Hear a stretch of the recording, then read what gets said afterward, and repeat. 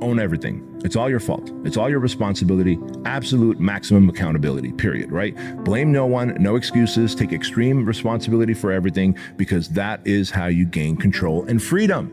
Your outcomes in life are often a lagging measure of your habits. We think the thing that needs to change is the bank account or the test score or the number on the scale, but actually the thing that needs to change are the habits that precede those outcomes.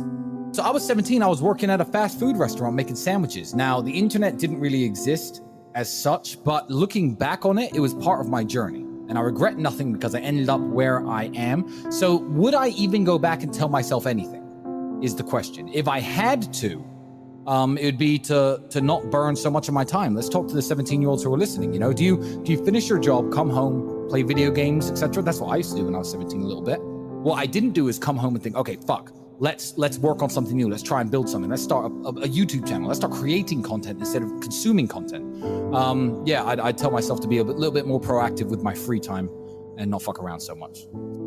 If you want control over every outcome in your life, for the most part, I understand that you could be walking down the street and then boom, a car jumps the curb and hits you. I get that. Freaky, weird shit happens. But by and large, you need to own everything. It's all your fault.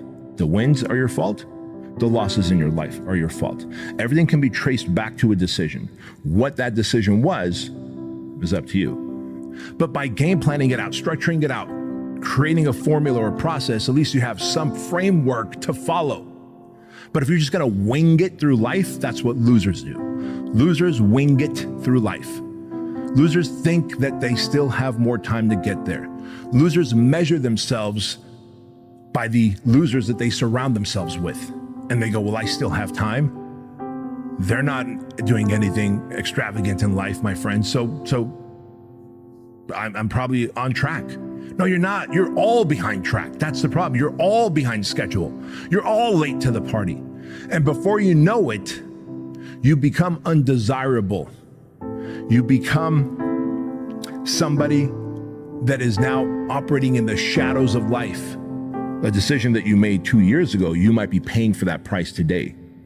Or a decision that you made 2 years ago might be paying you today, right? So once you own responsibility and go absolute ham on accountability, personal accountability, dude, your life will be so fucking different, it's crazy.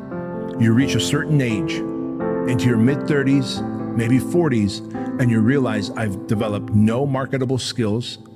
I have no core structure or values or a predictable schedule that I live by that sets me up to win most of the time. And my entire life, I've been living paycheck to paycheck, settling for mediocrity, but scrolling on social media and living through other people's dreams. Rather than making the goal the default, the thing that you focus on almost exclusively, let's make the system the default and then only check in on the goal occasionally to see if we're moving in the right direction.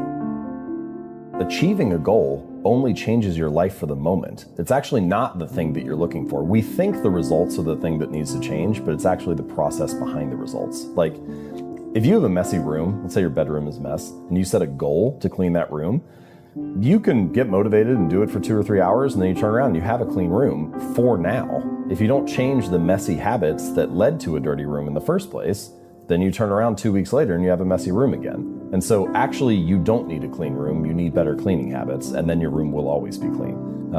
You don't need to lose weight, you need better eating habits, and then your weight will always be around where you want it to be. You don't need more money, you just need better financial habits, and then you'll always have enough money to manage the thing that comes up. And I think that's one of the reasons why small habits matter so much.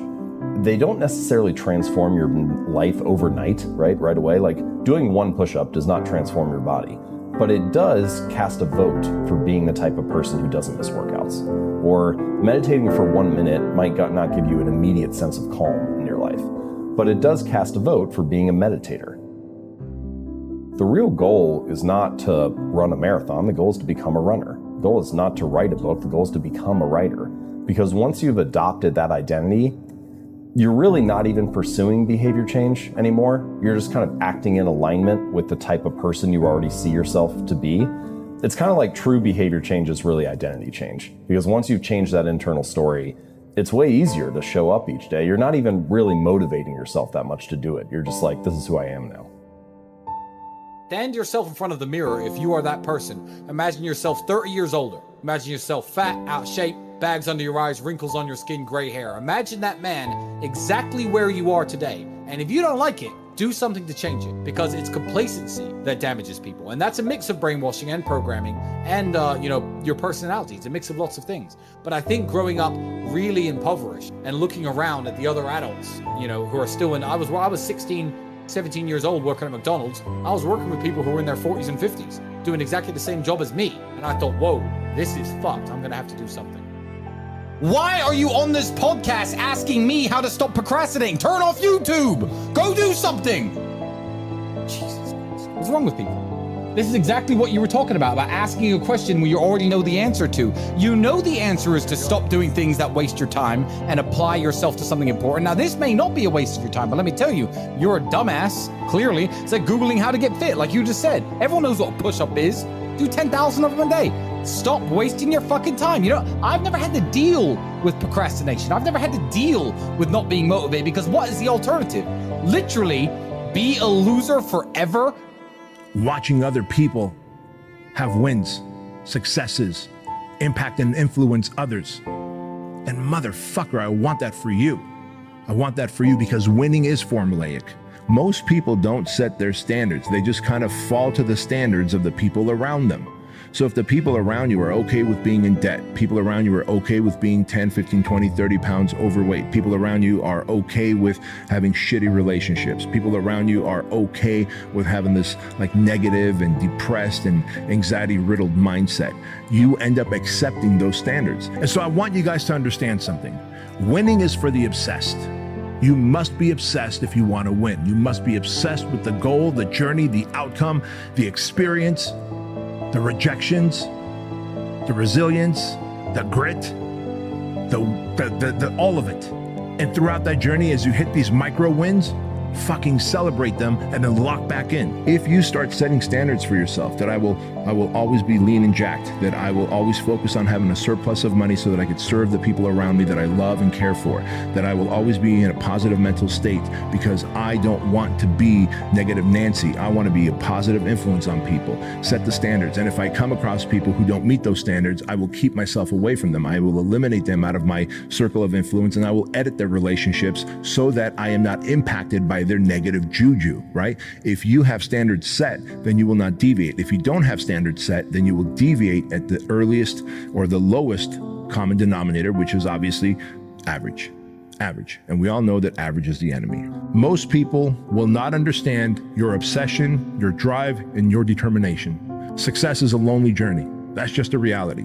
And most people are not going to understand why you're so driven, why you're so obsessed. And if you try and make them understand, you're going to end up frustrated. Let go and move on. The technical definition of a habit is a behavior that has been repeated enough times to be more or less automatic. So things that you can do pretty much without thinking about them.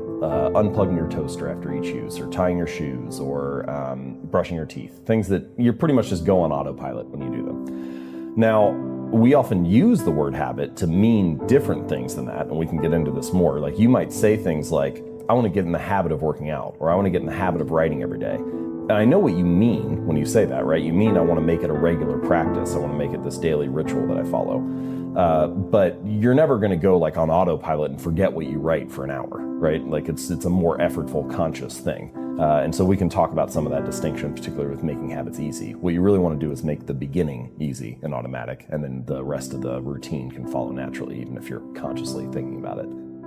So that's what a habit is. It's this automatic response. Now, why does the brain build them? What role does it play? Well, as you go through life, you need energy to survive. And this is true not just for humans, but for all organisms need some kind of energy to survive. And getting energy requires energy. You need to eat food to be able to walk around and find the next meal. And using energy is expensive because the more energy you use, the less you have available for the other things that life throws at you. And so your brain is looking for ways to conserve energy whenever possible. And habits are a great method for doing that. And it makes that whole process of finding energy, solving the problems of life, and getting through things easier. It requires less energy and attention and effort than it did before. I started to realize, similar to what I hinted at a moment or two ago, that both luck and habits play a role in life, but that you have control over your habits. And the funny thing is, we're building them all the time, but a lot of people don't feel like they have control over their habits. They feel like their habits are taking control of them, that they're like a victim of these bad routines. And once you start to dive in a little bit and like uncover the layers and realize what a habit is and how it works, then you start to develop a little more control over it. And I think if we're going to be building habits anyway, then it makes more sense to be able to understand how they work and how to structure them so that you can be the architect of your habits rather than the victim of them. What choice do you have, my friend? What do you mean? What happens if you don't deal with the grief? I don't understand. Are you going to kill yourself? Drink yourself into depression? Ruin your own life? You have no choice. You're on a train track, and you can either change the direction of the train that goes off a cliff, or you can keep it on the track. Time is going to still keep going on, and you are going to be sad. So are you going to be a sad winner, or are you going to be a sad loser? To me, it's very binary. Just because everyone's doing one thing doesn't mean doing the opposite is wrong. Sometimes that's the best thing to do. Life is like a game of chess. You can't take moves back. All you can do is look at the board you're in, look at the position you're in, and make the best moves possible. Don't hold on to anger, resentment, and rejection from your youth. You know, maybe you come from a divorced family. Maybe you come from trauma. Maybe you come from weird setbacks. Maybe you're an immigrant like I was. Whatever it is that you were angry about, maybe you come from a blue-collar family. Maybe you were told that you'll never make it in life by the people that you looked up to. Who gives a shit? Let go of all of it and move on. The sooner you guys can learn to let go and move on in life, the happier you will be. The best advice I can tell you is, go on the journey by yourself. It is the best journey, man. Leveling up, making more money, losing weight, getting fit, becoming the best version of yourself is the fucking most awesomest journey you will ever go on. But it's a journey that you will probably go on by yourself. Most people will not understand the level of obsession required.